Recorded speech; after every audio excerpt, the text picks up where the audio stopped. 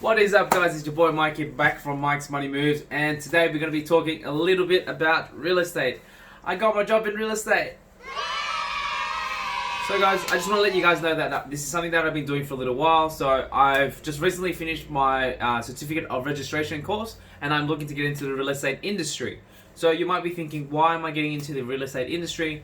Mainly it's because of the sales, and I love a little bit of a challenge, and real estate is definitely one of the things I've always wanted to do. So today I'm going to be going through a couple of things, guys, which is going to help you guys either one, landing your real estate job, and two, how to get there as well. So I'm going to show you guys now.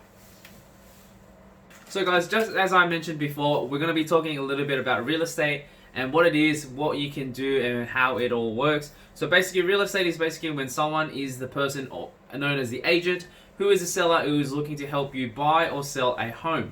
So pretty much what we basically do is we are the front face of a business, and we look for houses, places, units to buy or sell for a vendor or for a principal, otherwise known as the person who owns the place. So if this is something you're looking to get into, definitely continue to watch, because there's going to be a couple of things I'm going to be telling you in between that will help you land that job as well, because it definitely helped me as well. So guys, to get into the industry, the first thing you need is to get your certificate. So if you're lucky, there are some real estate agencies and there are some places that will help you get that certificate while you're there. So if they find you're capable with your skills and your personality, they will actually help you get a certificate while you are training as well. So if that's the case, definitely go for it. But if you've never been in the industry and you're wanting to get into it as well, what you can do is you can actually do a course. So there are a couple of different ways that you can go out and do the course as well. So one, you have the schools and colleges that you can go to. So you have places, well, within Australia, we have places like TAFE, we have colleges that you can go to as well, which you can learn and get all this stuff done. But nowadays, guys, you don't even really need to go anywhere. You can actually do a course online, which doesn't take very long to do. So real estate is one of those places where you don't need a degree, you don't need to go to a college or a university to be able to get into the industry. Because at the end of the day, it's about your sales and your techniques. But you do need to get a certified certificate to say that you are legally able to sell homes and sign paperwork and things like that as well. So guys, if you want to have a look, there are a couple of online websites that you can go to. There are a million of them. I'm not going to list them all, but have a look at them. There's a small fee involved, obviously, to get this license. My one personally, it cost me about $400 to actually do the course, and it cost me about $300 to pay for my license as well. So if we're talking about a period of time frame, so if you wanted to get into the industry and you're like, man, I really want to get in, how long is it going to take me to get in? So my online course actually took 2 months to do, and that was me doing it without rushing at all. So every day I would do it for about 2 to 3 hours, going through the modules, going through and learning everything, and then obviously doing a couple of assessments and a couple of tasks as well to get my course done. So that is one way that you guys can do it as well. Again, the other way that what you guys can do, you guys can obviously go somewhere and learn face to face. So if you're someone who likes a little bit more practical sort of way of learning things and getting a teacher to teach you, I definitely recommend going to a college or a TAFE uni vet course, something like that, where you can learn all these things as well. That's definitely one way to do it. Okay, now let's talk about how to get into this with getting a job. So once you've done your certificate, you've gone through all the hours and hours and hours and hours of paperwork and obviously all the studying that you had to do, now you want to go out and look for the job. So the first thing that you're going to be wanting to do is having a look for what type of job is suitable for you. So real estate is very vast, and there are a lot of different things in the real estate industry. So it's not just selling homes as well. So the first thing I want to mention is that one, you can do residential sales, which basically means that you're going out to different places, you're going to people's homes, and you're going to be selling their homes and houses and things like that. Another one, what you guys can do as well, you can do something called strata. Strata is basically when you're selling those apartment units and obviously buildings where you can lease and rent out places as well. So again, you can either lease or you can either buy or sell in strata as well.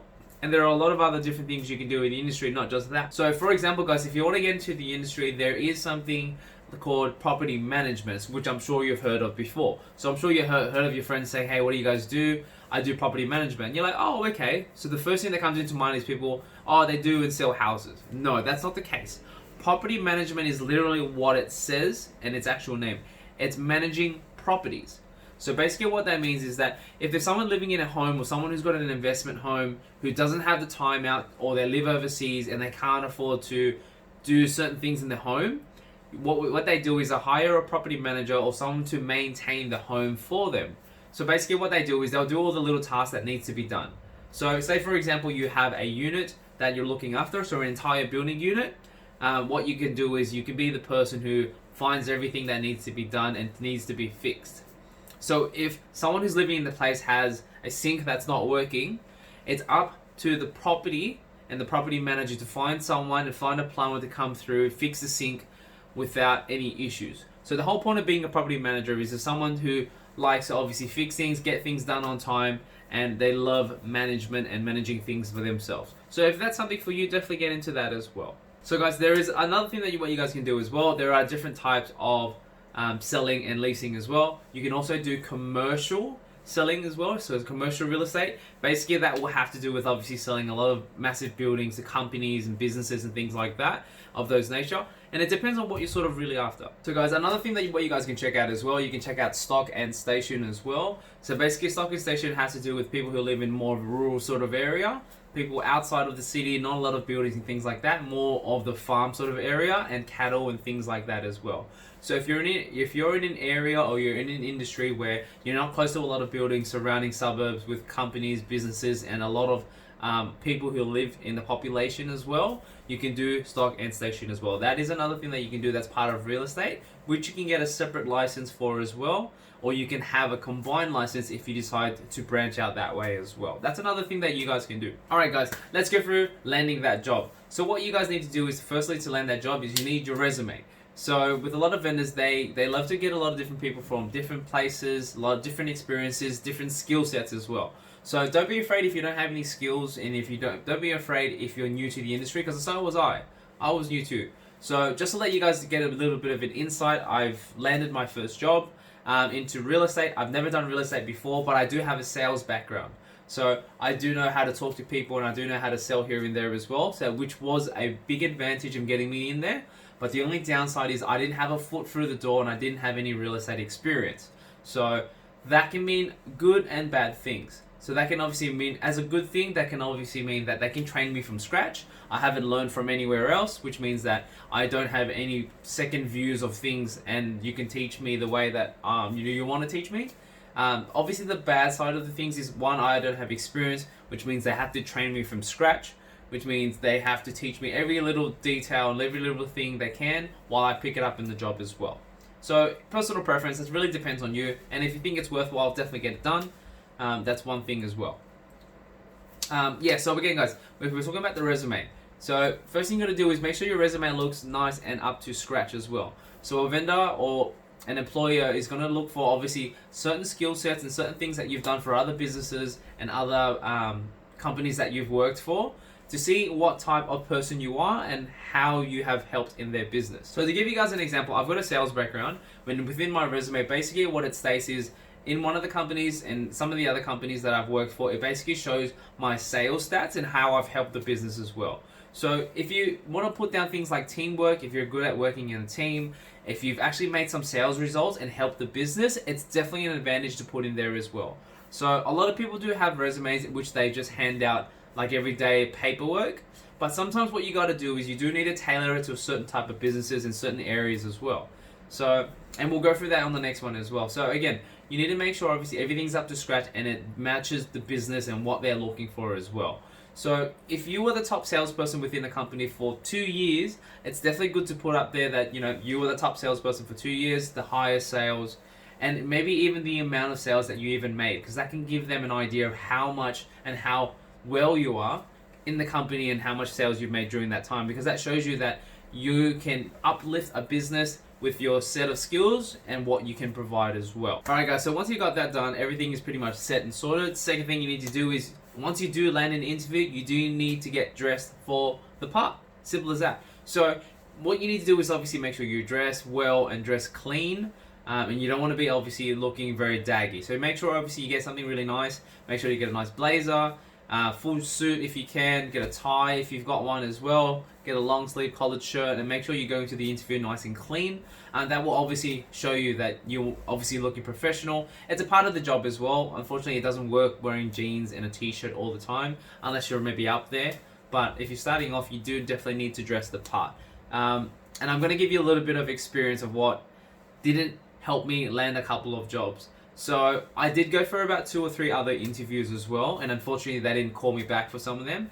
I did wonder why, because a lot of them, or pretty much all 3 of them, basically said that you were very confident and you would really suit this role well, but they didn't tell me why I didn't get the role, which I was very curious about.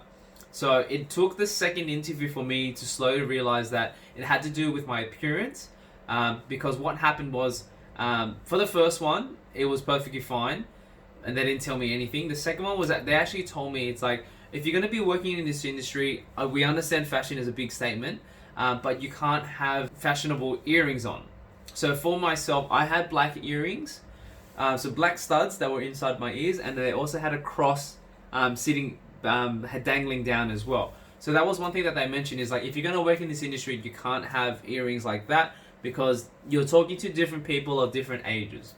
It's a great fashion statement during, your friends and things like that. But if you're looking to get this job, you need to be professional, because you're talking to people who are 40, 50, 60, 70 years old. And the last thing that they want is to have somebody sell their home who doesn't look the part and doesn't look as professional as they wanted. And obviously one other thing is, obviously, it doesn't make you look like a professional. It doesn't look like you know everything as well. It just looks like, you're a kid from the block. And it is very cliche, it is. But obviously you got to keep in mind other people as well. So that was a big thing for some of the interviews that I went to, which I didn't realize until later on as well. So that was one thing. I'm going to go through something else as well. So with my experience in real estate so far, I think I've been here for about a week or so. And I can tell you a little bit about my experience, just so you guys can get an idea of what it's worth and what it's like. So if you're looking to get into real estate, you do need to understand that there is massive rewards, but that takes a lot of time and a lot of effort in this industry. So we obviously seen people who work in real estate. We've heard so many stories where, people making millions and millions of dollars and cars and big houses and things like that. All the rags and riches type of stories. But you need to remember that this is a long-term game. So if you're personally looking to get into the industry and you're not, you're looking for the short-term sort of goals, then look, I'll be honest, probably don't even apply, because it's not for you. Real estate is something that's long-term, that where you have to create a relationship with people, businesses, and friends to be able to get yourself some business. So it's not something that's in the short term. So if you think it's going to be easy, trust me, it's not. So within my first week, I've probably worked about, I'd say, anywhere between 40 to 60 hours, depending on if you want to count before and after sales as well. Don't forget, you will not have a lot of time going out with your friends, because a lot of times you're going to be having to show vendors, showing customers and people open homes, private home inspections and things like that before and after work hours as well. So there are a lot of long hours as well. So if you're thinking this is a 9 to 5 job, you have Saturdays and Sundays free, guess what? You won't, because Saturdays are one of your busiest days, and you will have some people who can't make things on certain days, and Sunday may be their only day. So you will have to come out of your own time to do that as well. Another thing, what obviously is part of the real estate industry, is prospecting. So basically what you need to do is you need to make a lot of phone calls. So you're going to be calling on the phones all day, all throughout the whole period of time that you're there, and you're going to be going out to different streets, knocking on doors and talking to people and trying to see if they want to sell their homes. So look, it's not the easiest thing to do. If you're someone who doesn't like to knock on doors and you're afraid to talk to somebody, it's not going to work for you. Yes, there is a lot of training and a lot of things can go with it to help you out as well, but you need to be comfortable with talking to people about themselves and their homes, because remember, you're selling them their homes. It's their biggest asset that they have in their life, and you need to make sure that they're comfortable with you, that you're a professional, you look the part, and you definitely are the one that they want to sell their homes, because you need to know what you're talking about as well. So that's going to be a massive thing as well, guys. So if you're still thinking, you want to do real estate and you've understand all these things, you don't have time to yourself, you do work 6 days, there are a lot of long hours, there are a lot of door knocking, a lot of driving. If you still think this is something for you, definitely go for it. Because obviously, the worst case scenario, you won't like it, and at least you tried. So a big thing for me is, even if this industry doesn't work, because I'll be honest, I don't even know if this is where I want to be. So at least this way I can say to myself that I went out and I tried it, instead of obviously sitting at home and sitting and thinking to myself, man, I wonder what if. So personally for myself, I'm in it for the long run. I want to see how far I can get with this. Two, you can learn so much about it hands-on as well. There is only so much resources you have online, which is, well, resources are unlimited, but the only thing is there is only so much that you take in yourself. So someone like myself, I'm very practical, so I like to get things done hands-on, and I like to see it personally because I can get an attachment where I can see it for myself. Some people are better at theory, and some people love reading it, but for me, I like to see things firsthand as well. So I'm going to see how this goes, guys. Once I get my first listing, I'll let you guys know as well to give you guys an update. And again, this is Mike from Mike's Money Moves. We talk about saving money and making money wherever we can. This is part of my life. I want you guys to see this as well. So guys, make sure you like it and make sure you subscribe to see where I'm going to end up. I might end up here, I might end up somewhere else, but I want you guys to come on my journey as well. So once you guys subscribe, don't forget to watch my rest of my videos, and I will see you guys on the next one.